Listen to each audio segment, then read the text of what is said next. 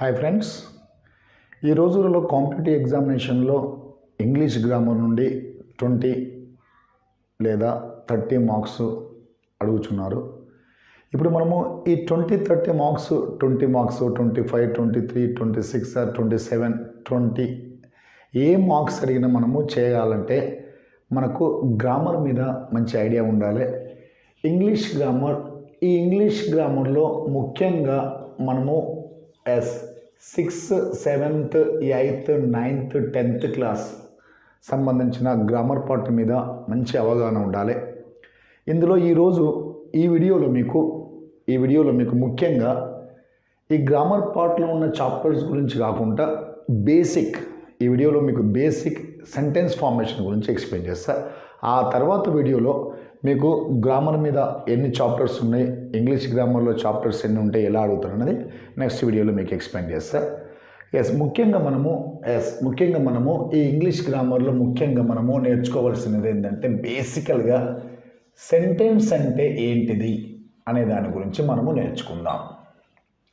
Sentence అంటే ఏంటంటే వాక్యం. మరి వాక్యంలో ఏమేమి ఉంటాయి, వాక్యం గురించి తెలిస్తే మనకు ఇంగ్లీష్ గ్రామర్ గురించి ఈజీ. ఆ సెంటెన్స్ గురించి తెలియదు అనుకోండి, ఇందులో ఉండే చాప్టర్స్ గురించి నేర్చుకోవడం చాలా ఇబ్బంది ఉంటుంది. ఫస్ట్ మనము ఇంగ్లీష్ గ్రామర్లో సెంటెన్స్ అంటే ఏంది, what is a sentence? Sentence means a group of words, కొన్ని పదాల కలయిక.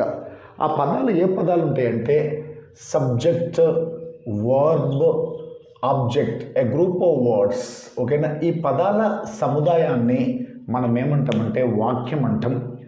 అదే ఈ సబ్జెక్ట్, వర్బ్, ఆబ్జెక్ట్ను మనం తెలుగులో ఏమంటామంటే కర్త, కర్త, కర్త, కర్మ, కర్త, కర్మ, క్రియ. ఈ గ్రూప్ ఆఫ్ వర్డ్స్లో ఉండే కర్త, కర్మ, క్రియల గురించి తెలుసుకోవాలి. సెంటెన్స్లో మెయిన్ ఏంటంటే వీటి గురించి తెలుసుకుంటే ఇంగ్లీష్లో గ్రామర్ పార్ట్ చాలా ఈజీ. ఓకేనా? అంటే ఏంటంటే సబ్జెక్ట్స్. వేటిని మనము సబ్జెక్ట్స్ అంటాము? సబ్జెక్ట్స్ అని వేటిని అంటామంటే పని చేసేవారు, వాటిని తెలుగులో ఏమంటారంటే కర్తలు. సబ్జెక్ట్స్ అంటే ఏంటంటే కర్తలు. చూడండి, నేను బోధిస్తున్నాను, I am teaching a lesson, I is a subject. మేము ఇక్కడికి వచ్చాము, we came here, we is a subject. నీవు ఏదైనా చేయగలవు, you can do anything, you is a subject. They are playing football, they is a subject. He is eating a mango, he is a subject. She sang a song, ఆమె పాట పాడింది, she is a subject. It is walking, it is a subject. These are called subjects in English language. I, we, you, they, he, she, it, name. అంటే సెంటెన్స్లో subject, verb, object అనే పదాలు ఉంటాయి కాబట్టి ఈ పదాల గురించి నేర్చుకుంటున్నాం. సబ్జెక్ట్స్ అంటే ఏంటంటే I, we, you, they, he, she, it. These are called subjects.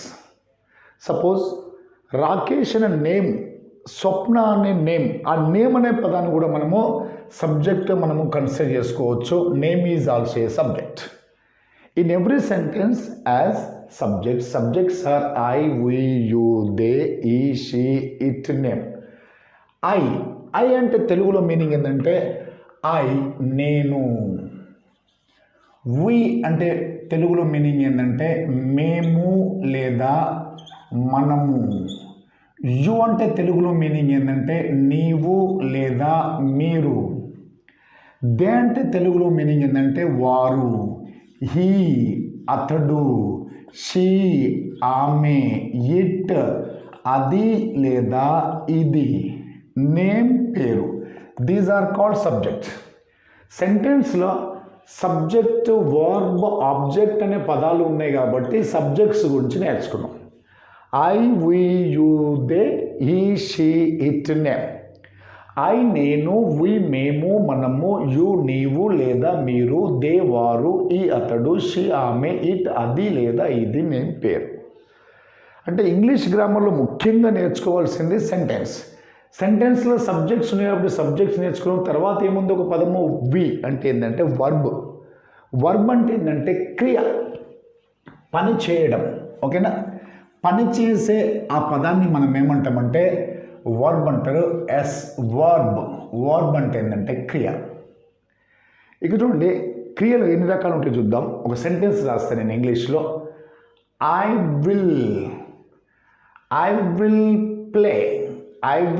Play football. నేను ఫుట్బాల్ ఆడుతాను. ఇందులో ఈ సెంటెన్స్లో ఐ అనే పదాన్ని మనం ఏమంటామంటే సబ్జెక్ట్ అంటాం. ఐ అనే పదాన్ని మనం ఏమంటామంటే సబ్జెక్ట్ అంటాం. ఇందులో ప్లే అనే పదాన్ని ఏమంటామంటే వర్బ్ అంటాం. ఈ సెంటెన్స్లో in this sentence football is an object. మరి ఇక్కడ ఇంకో పదం మిగిలిపోయింది. ఆ పదం ఏంటంటే విల్.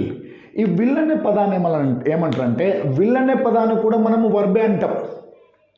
కాకపోతే ఈ సెంటెన్స్కి సహాయపడుతుంది కాబట్టి దీన్ని సహాయక క్రియ అంటారు, హెల్పింగ్ వర్బ్ అంటారు. ప్లే అంటే ఆడడం కదా, ఈ ఆడడం కాబట్టి ఆడడం అంటే యాక్షన్ కదా, కాబట్టి ఈ ప్లే అనే పదాన్ని ఏమంటారంటే మెయిన్ వర్బ్ అంటారు. In every sentence two types of verbs are there. The first one helping verb, the second one main verb. Suppose we are learning Hindi. In this sentence learning is a main verb. Learning is a main verb. What about her? Are is a helping verb. What about we అనేది ఏంటంటే subject.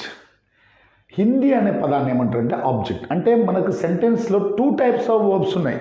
Two types of verbs are main verbs and helping verbs. పని చేసే పదాన్ని ఏమంటారంటే verb అంటారు. ఈ వర్బ్లు ఎన్ని రకాలంటే two types. Verbs are two types. ఓకేనా? Verbs are two types. The first one is main verbs. పనిచేసే పదాలను మనం ఏమంటామంటే పనిచేసే పదాలను మెయిన్ వర్బ్స్ అంటారు. పనిచేసే పదాలను ఏమంటారండి? Main verbs. ఓకే. అదే సెంటెన్స్కు సహాయపడే పదాలను ఏమంటారంటే we are called helping verbs. Verbs can be classified into two types. Verbs can be classified into two types. The first one is helping verbs. The second one is helping verbs. First one is main verbs, second one is helping verbs. ఇక చూద్దాము అసలు main verbs అంటే ఏంది, helping verbs అంటే ఏంది తెలుసుకుందాం. ఇక చూడండి, look at me all of you. Play అనే ఒక వర్బ్ ఉందనుకోండి. ఈ వర్బ్ ఎన్ని రకాలు ఉంటాయంటే మళ్ళీ మెయిన్ వర్బ్స్ ఇలా ఉంటాయి. చూడండి, ప్లేని ఎలా రాయొచ్చు అంటే ప్లే అంటే మీనింగ్ ఏంటంటే ఆడుట. ప్లేడ్ అంటే ఏంటంటే ఆడెను. ప్లేడ్ అనగా మళ్ళీ ఆడెను. ఈ విధంగా వర్బ్స్ ఉంటాయి. ప్లేడ్ అని చెప్పొచ్చు. ఇంకో వర్బ్ ఉంటుందండి. ఆ వర్బ్ ఏంటంటే ప్లేయింగ్ అని ఉంటుంది.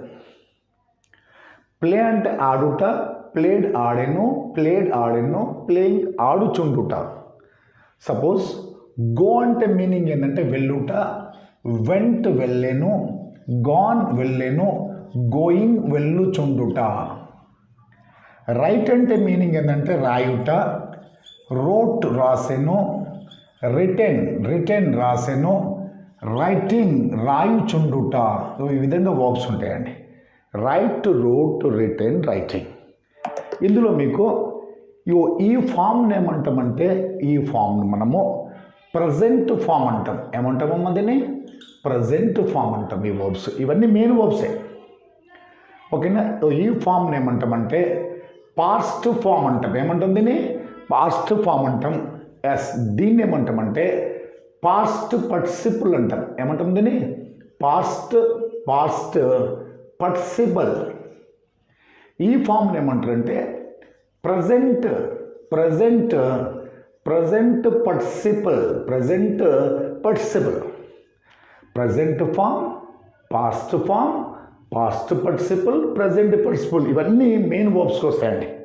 తర్వాత మనం హెల్పింగ్ వర్బ్స్ గురించి నేర్చుకుందాం. దీన్ని ప్రజెంట్ ఫామ్ అంటారు. ఇంకా సింపుల్గా మనం ఏమనొచ్చు అంటే ఈ ఫామ్ను first form of the verb it is a V1, second form of the verb it is a V2, third form of the verb it is a V3, fourth form of the verb it is a V4. Main verbs చూడండి, V1, V2, V3, V4.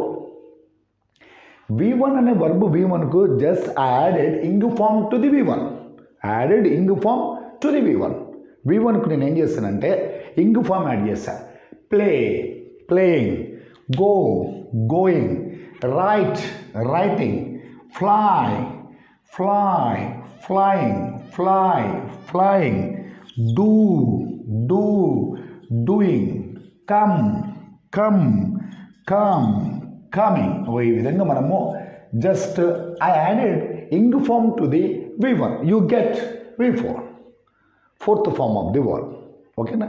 ఎప్పుడైతే మనం V1కు ING అనే letters కనుక మనం add చేసామనుకోండి, మనము V4 గురించి తెలుసుకోవచ్చు.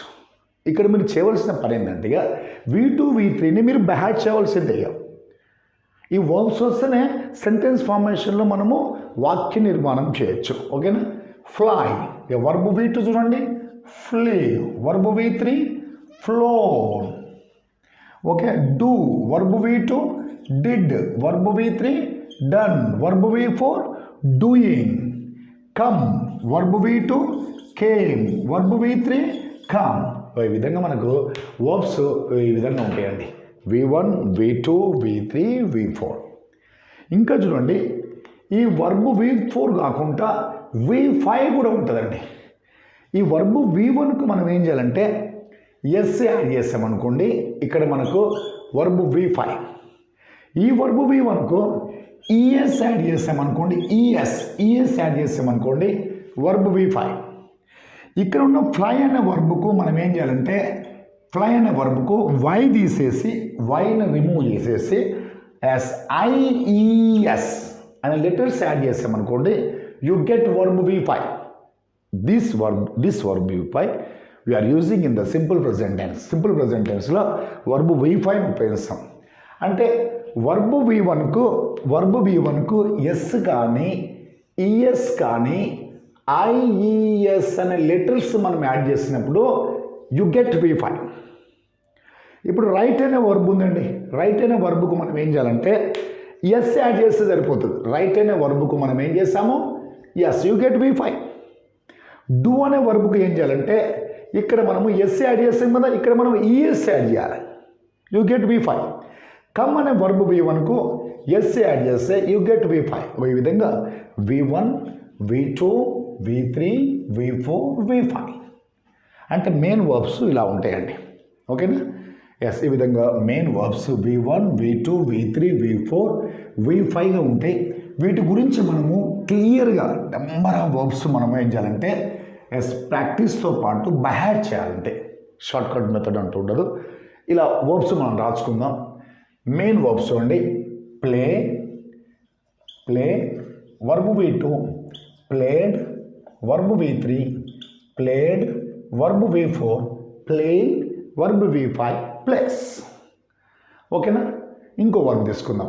Ask, verb V2, asked, verb V3, asked, verb V4, asking, verb V5, asks. ఓకేనా? Act, verb V2, acted, verb V3, acted, verb V4, acting, verb V5, acts. ఈ విధంగా వర్బ్స్ నేర్చుకోవాలి. ఇంకా చూడండి,